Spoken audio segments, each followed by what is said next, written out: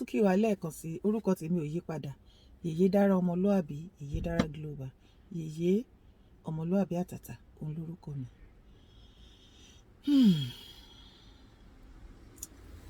àwa ọmọ Yorùbá àkíyèsí kan ni mo fẹ́ pè wá sí lórí fídíò kan tó ń jà rìnrìn kiri lásìkò yìí. Kí n tó fi fídíò yìí hàn wá mo kàn ní kí n ṣe àlàyé kékeré ni. Nínú fídíò yẹn mo rí pé wọ́n sọ bàbá wa yẹn sọ wípé kábíyèsí yẹn sọ wípé wọ́n fẹ́ rọ Ìbà Gani Adams lóyè as Aare Onakakanfo of Yorubaland. Wọ́n sì fẹ́ gbé fún bàbá wa ní ọ̀gá tèmi Chief Sunday ọmọ Adéyẹmọ.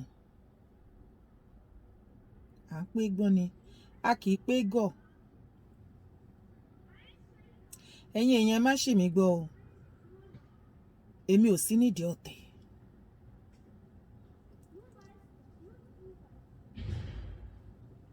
Pẹ̀lú ọ̀rọ̀ tí bàbá yìí ṣe lálàyé,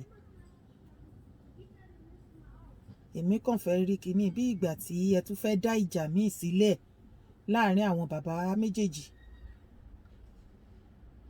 Ní ìgbà tí wọ́n ti fi Gani Adams Ìbà Gani jẹ Aare Onakakanfo, Ìgbòho kó tó di pé wọ́n fi Ìbà Gani jẹ wọ́n ti kọ́kọ́ lọ bàbá Aláàfin ọ̀run yín rè o. Kí wọ́n tó fi Ìbà Gani jẹ oyè yìí ní bàbá Aláàfin ti pè bàbá wa Chief Sunday ọmọ Adéyẹmọ. Gbogbo wa la mọ̀ pé ọmọ wọn ni kó má jọmọ wọn mọ́ nísìn torí pé òkú àtàlàyé wọn kì í bára wọn ṣe mọ́. Tí bàbá tèmi Ìgbòho dẹ̀ ti sọ láti lọ́dún náà lọ́hùn pé àwọn ò sí fún oyè kó tó di pé wọ́n wá lọ gbé fún bàbá Ìbà Gani Adams. Tí ẹ̀yin ọmọ Yorùbá bá ń bínú sí Ìbà torí ìjákulẹ̀ tí ẹ̀ ń rí látọ̀dọ̀ wọn, màá ní pé mo rọ̀ wá ẹ má jẹ́ ká bínú jù ṣùgbọ́n ẹ jáfẹ́ fọpọlọ sí o. Torí nǹkan tèmi rí nínú fídíò yìí mi sọ wípé bàbá tẹ ṣe ẹ rí ṣe o ẹ rí ṣe ṣùgbọ́n èmi kàn pé àkíyèsí ẹ̀yin ọmọ Yorùbá sí ni wípé ẹ jẹ́ ká ṣe jẹ́jẹ́, ẹ má jẹ́ ká tún dá gbogbo nǹkan tó ń dàrú ńlẹ̀ là ń tútò lọ́lọ́run tútò torí pé a rí pé kò sí ìfẹ́ láàrin àwa ọmọ Yorùbá. Mo dẹ̀ mọ̀ wípé Chief Sunday ọmọ Adéyẹmọ ò sọ nǹkan tó jọ bẹ́ẹ̀ kó tó tún di wípé a máa di ọ̀tẹ̀. Ọ̀pọ̀lọpọ̀ yín á máa wò pé kí ni mò ń sọ. Ó yá ẹ jẹ́ kí èmi àti yín ká jọ wo fídíò yẹn. A denounce oyè Aare Onakakanfo ilẹ̀ Yorùbá ẹni tó ń gbé fún nísìnyí tí í ṣe Gani Adams. Àjúbà orígun mẹ́rẹ̀ẹ̀rin gbogbo ilẹ̀ Yorùbá o, àjúbà gbogbo àgbáyé kí bá ṣe o. Àwa sọ fún yín pé ẹni tó yẹ kí adé jẹ adé tọ́ sí tí oyè Aare Onakakanfo tọ́ sí ó ní àwa síbí lálẹ́ yìí láti sọ fún gbogbo àwọn ọmọ Yorùbá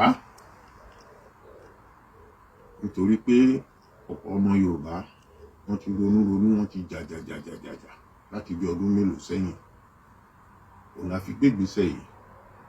Olúwa Ọlọ́run Lédùmarè wá sọ fún wa pé a ti ní ẹni tí adé yẹ, ẹni tí adé tọ́ sí Aare Onakakanfo tó dáàbò bo ọmọ Yorùbá tó sì ti dáàbò bo ọmọ Yorùbá tó fẹ́ ní ẹ̀sìn lélẹ̀. Ìyẹn ni Dr. Professor Ọbaajé Olóyè Sunday Adéyẹmọ Ìgbòho Òòṣà, the Aare Onakakanfo of Yorubaland káàkiri gbogbo àgbáyé. Ntí àwa ọmọ Yorùbá fẹ́ nù. Èmi tí mo give announcements yìí ní àṣà àwọn ọba aládé